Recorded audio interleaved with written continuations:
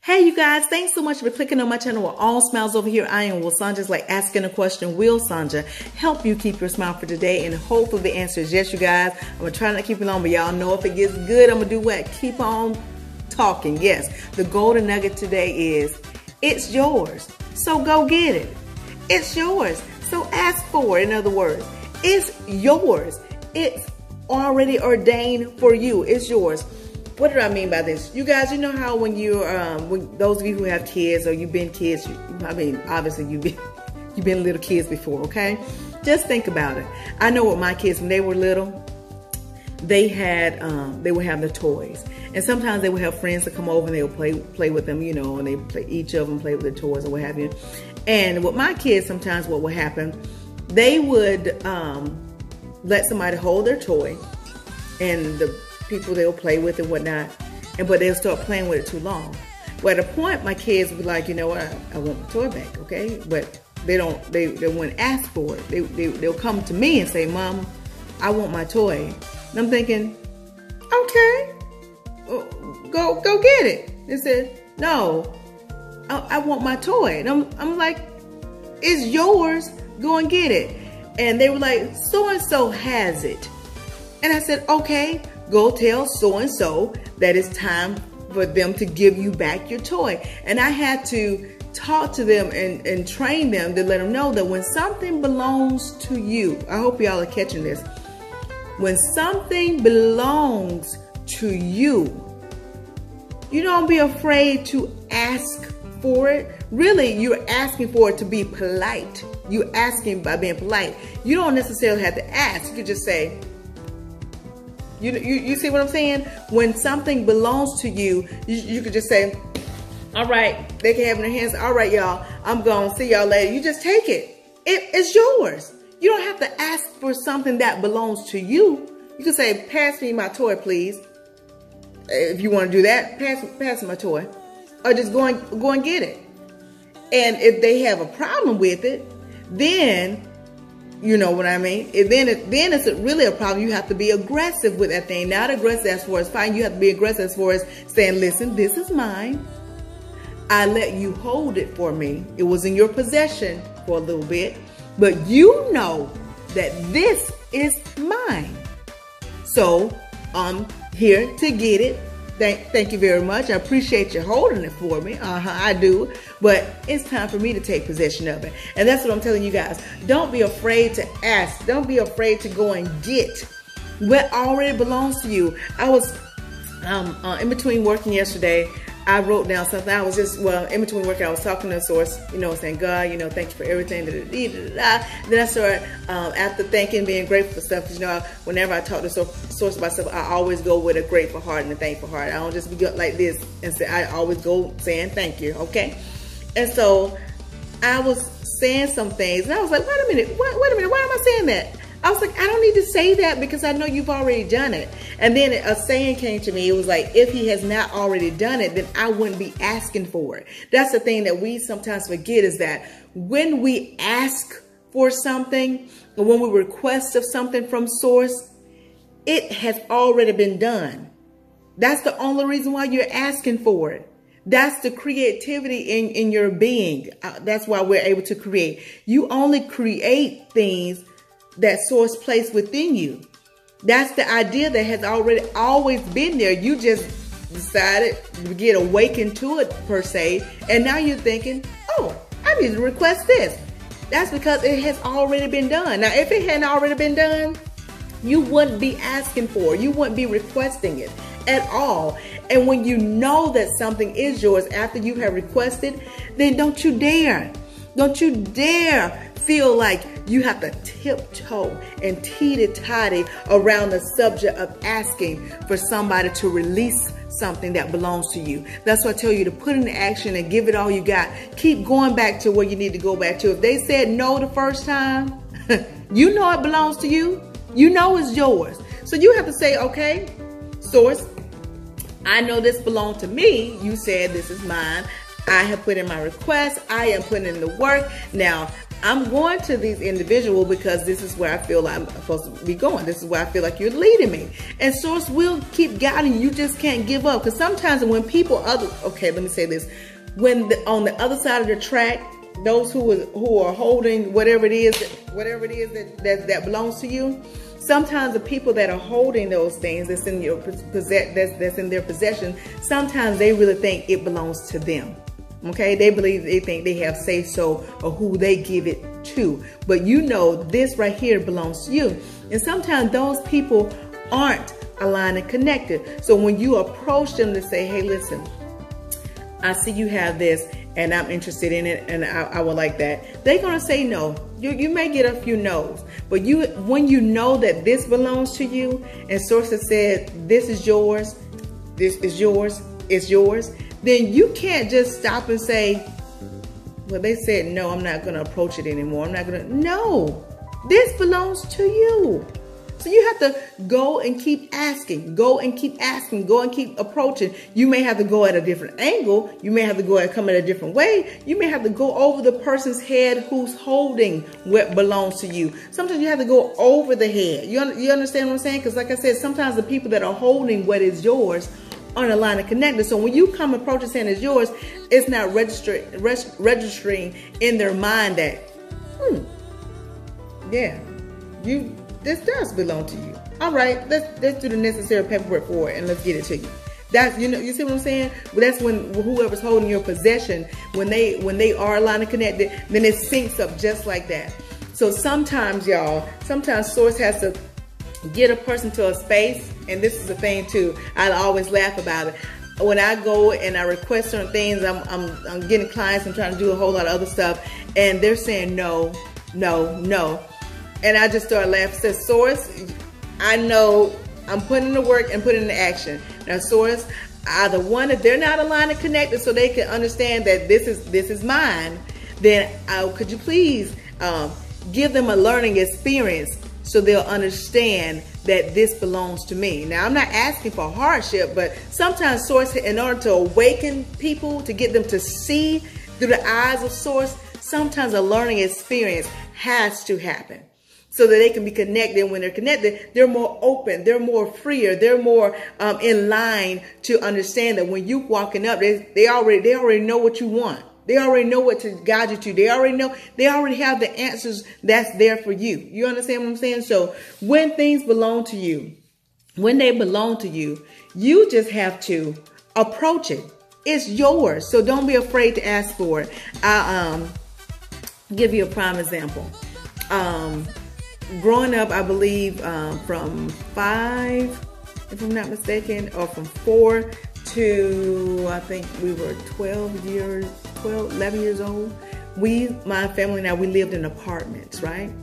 And in living in those apartments, we had so much fun. It was a whole lot of other kids that lived out there. We had our good times, we had our bad times. You know how kids do. They mad one day and happy the next day. Hide and go seek, want to fight and all this stuff. Me, want to fight, then want to play, then want to fight, But in other words, it was still an overall good experience for us because we learned a whole lot of social skills, okay?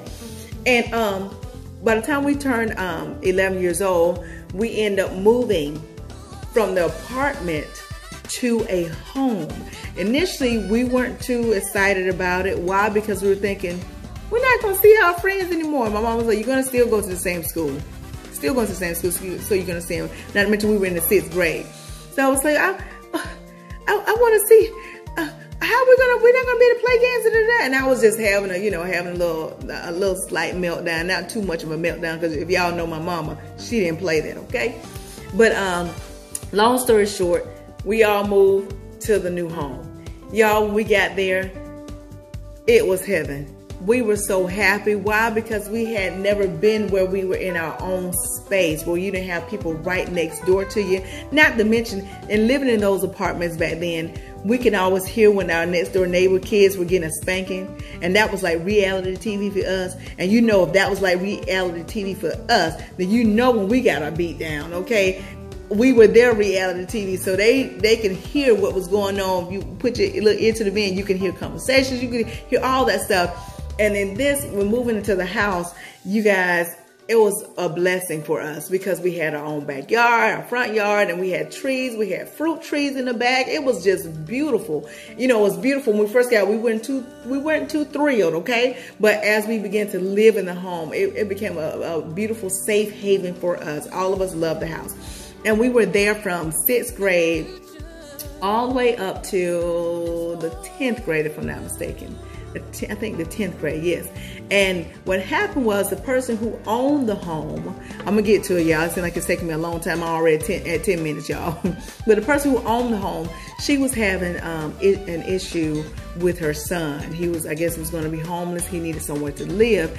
And the only home that she hadn't sold was the home that we were renting. And so she talked to my mom about it, and my mom was like, I understand, because I guess my mom put herself in that position. If she had a child that was going to be homeless, she's going to have to tell you, hey, listen, I'm going to need my house back because my child needs it, or what have you. But the lady did give us, I guess, a month or 2 months or so, or 3 months, I can't remember. She gave us a time period to move out so that my mom could actually find a home, find somewhere else for us to go, and then move out. And you know, I was distraught. I was like, where are we going?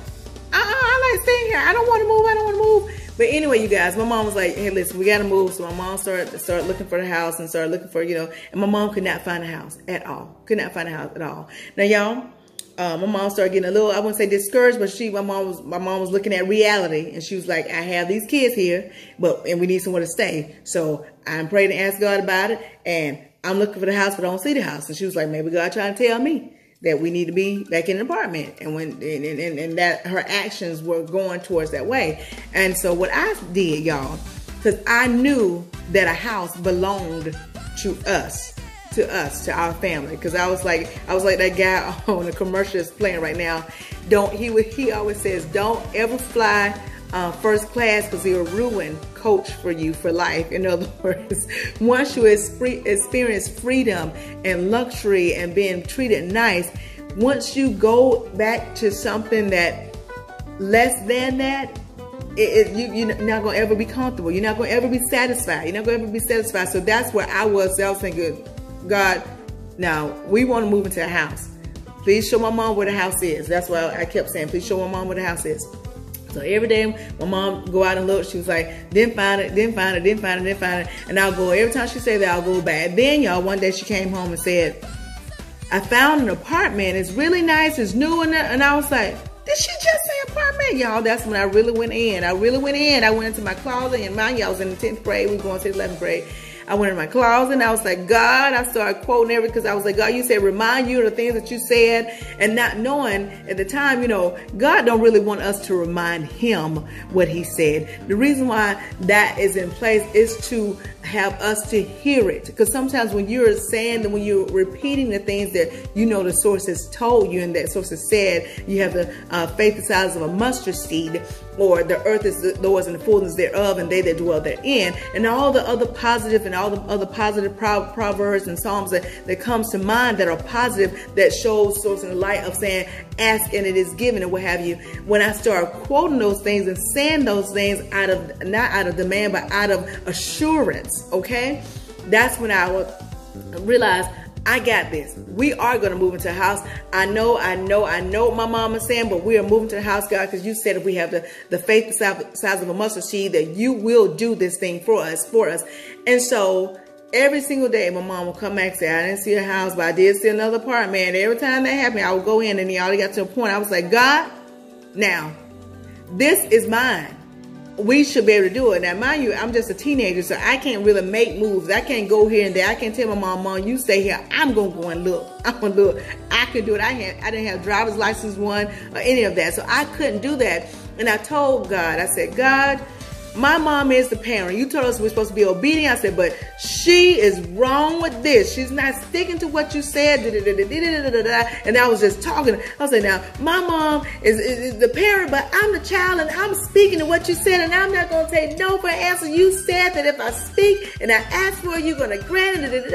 And I was going on and on and on and on. And every time my mom would come home and say, like I say, apartment or whatever, I would be like, so distraught, y'all. My mom would laugh, because I guess it was cute to her to see my daughter really know this faith thing. She really know this faith thing. I was like, yeah, I know this faith thing. I need you to catch on. I need us to connect. We need to look each other dap in the eye and be on the same page on this, mama. We're not going back to an apartment. But anyway, y'all, one day, my mom walked through that door. And because I held fast to what I knew, what was ours, I wasn't afraid to ask Source. Because see, that's the thing. Let me say this. Because sometimes when we request things, when you know it's yours, the person who's holding it in their possession sometimes can be intimidating. So when they say no, you can't get it. You do feel like, I need to back away a little bit, or maybe it's not mine. But when you know it's yours, you can't necessarily go back to the person that's holding it, because they're not like this. They're not line of connected. So they're not seeing it through your eyes. They're not seeing it through Source's eyes. They don't feel the connection that this belongs to you, okay? So what you have to do, you have to go to Source and tell Source all about it. And say, Source, now you know this is mine. You already said this is mine. You've already granted it to me. Now it's in their possession, but they think it belongs to them. I need you to do something. I can't go there. And that's how I was. But y'all, my mom walked through, get me to the store. My mom walked through those doors, y'all. I'm at 16 minutes. Sorry. I'm not going to apologize. I was about to say sorry. Not going to apologize, y'all. Just helping somebody. But my mom walked through those doors. And the thing she said, I found a house. And I was like, yes, whoo, whoo. I was so excited, y'all, because I was so used to living in a home, and I love the privacy. I love the privacy, right? And she told us that, and we went on through it and what have you. And y'all, when we got to the house, it was beautiful. Larger, the house was obviously bigger than where we were, and more bedrooms. And it had 2 bathrooms, and it had a huge backyard and a huge front yard, and everything just worked out. Everything just panned out for us. Everything just unfolded for us. Why? Because I held fast to it, and not only that, I knew what was mine. I knew it, so I didn't stop. I was like Jacob, I think it was Jacob and the angel. He didn't let the angel go until the angel blessed him, because he knew that he was going to get a blessing. So he said, I'm not going to let this go, because this belongs to me. This belongs to me. Give me what is mine. Give me what is mine. And that's how I had to approach it. Even being a teenager, I knew that it is mine for the asking. I wouldn't be asking for it if it did not already exist. Because Source only puts in things within us so that we can ask. Why? Because he's already provided it. So that's why I said before, I wrote down the thing on the other day and said, if he hadn't already done it, then I wouldn't be asking for it. I wouldn't ask for it if God hadn't already provided it for me. The idea and thought would not have even come to my mind to ask if Source hadn't already provided it, which means that thing belonged to who? Me. So when it's yours, don't you be afraid to approach the situation or to take action to move forward. Don't you be. Why am I getting teary-eyed now, right now, y'all? Don't you guys, I don't know who this is for, but whoever it's for, obviously it's for me. It hit me first, because it had to come through me first, right? So it's for me.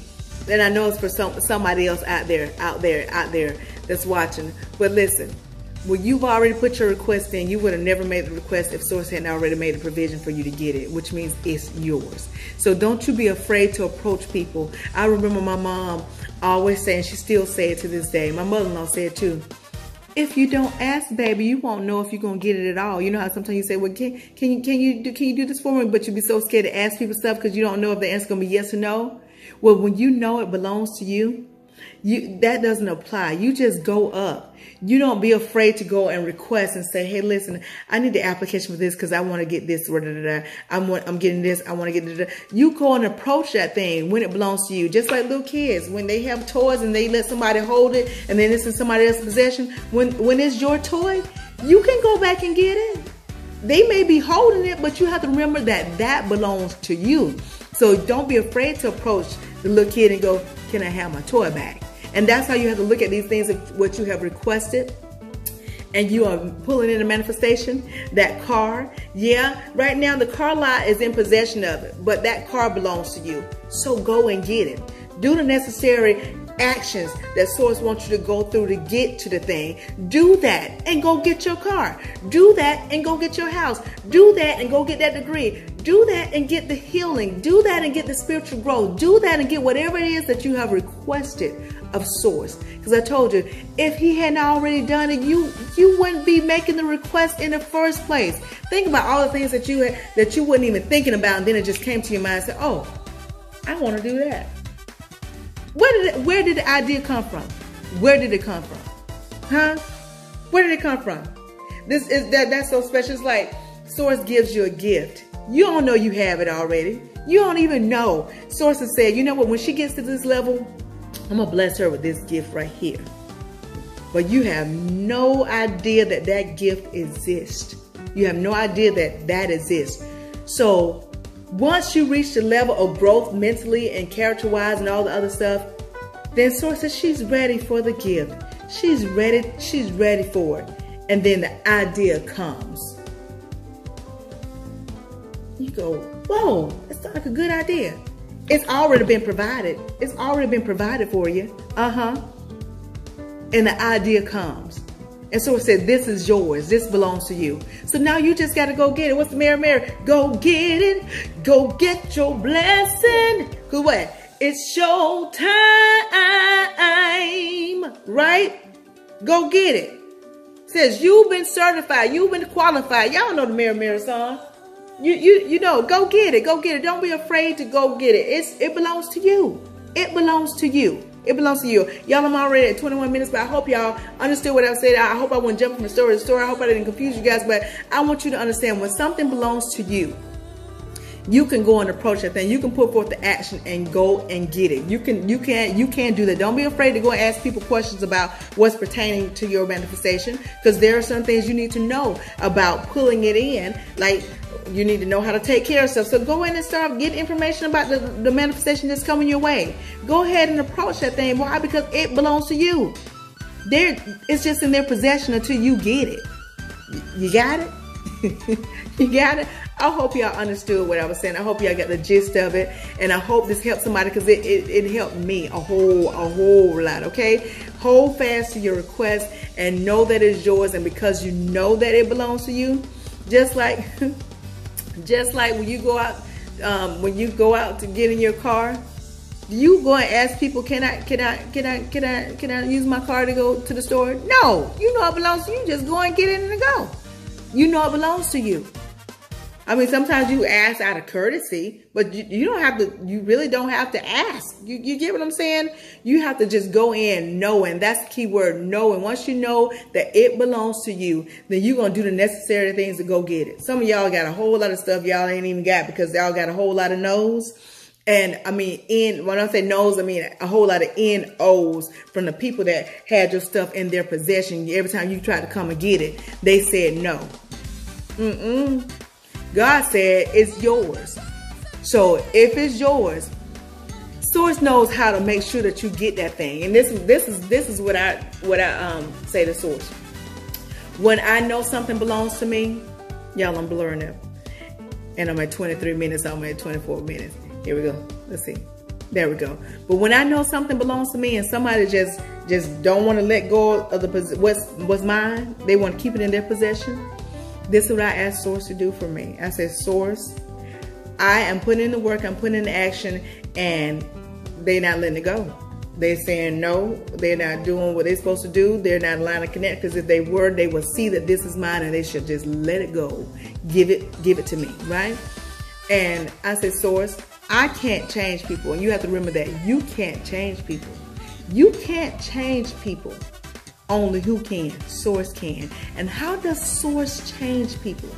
Just like how he changed you, what does Source do to get you aligned and connected? To get you in the right mind frame so that you can see through his eyes and hear through his ears and feel through him. What did he do? He gave you some learning experience. And y'all know sometimes in those learning experiences, it will break you down.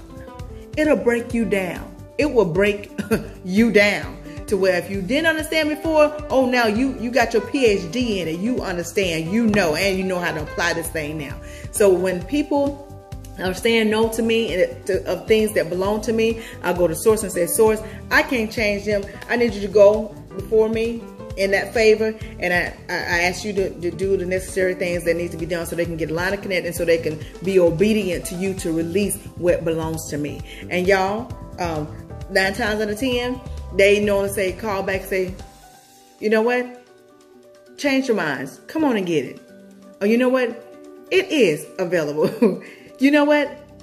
I thought there was only one left and the other person bought it, but found out we had a whole nother stack of them in here. You know what? You see what I'm saying? So source will allow them to get a learning experience so they can see through your eyes, and then the thing will turn around for you. You get what I'm saying? So don't be afraid. When you know something belongs to you, don't you be afraid to approach it or be scared to approach it, to go and getting it. Okay? You just go for it. You go give it all you got. Go and do the necessary things. And if you don't know where to start, the first step to do to getting or pulling in that manifestation, what belongs to you, go to source. Ask source. First of all, whatever you requested, you got to know some information about it. So educate yourself on what you have requested. And in that, once you get that information, maybe say you have to go through this training, that training, that training. Well, you may not know how to go through that, but the fact that you know that little information, if you don't know how to go from that next step, then say, source, I don't, what they're saying, I need to get this, I need you to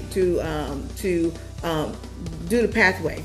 And it's already been made, because you know if source has already provided this for you, then he already have the designated steps and things that you need to do to get to it. And sometimes it's the traditional way that's made more easier, or it could be a non-traditional way. In other words, people are gonna say, there's no way you were able to get that and you didn't do this, because I had to do that. And that's how I got mine. You saying you didn't have to do what I did and you still got it? That's called the non-traditional way, okay? I love the non-traditional. I love the non-traditional way of things. When source do things non-traditional, I love it. Why? Because I don't have to. That makes it more of a specialness for me, when I don't have to go the traditional route. Because most times people say, yeah, if you want this, you got to do that, and the other.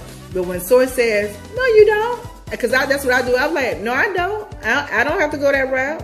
If source saying I can get it, I don't have to go that route, I ain't going that route. I'm not going to do it. I'm not going to do it. So listen, whatever it is, you just know it belongs to you. And when you know it belongs to you, you go and get it. Mirror, mirror, go get it. Go get your blessing. Where? Cause it's show time. Oh, you've been qualified, right? You've been qualified. You've been certified. You've been qualified. Y'all know Mirror, mirror, son. Go get it. Maybe that should be the golden nugget. Go get it, right? Go get your blessing. What? Cause it's show time. It's your time. It's your time. That thing belongs to you. They just holding it for you. The thing is, and I'm gonna go after this. The thing is that they've been holding it for you for so long that they think it's theirs now. Rude awakening. It's gonna be a rude awakening. They've been with it for so long. They think it actually belongs to them.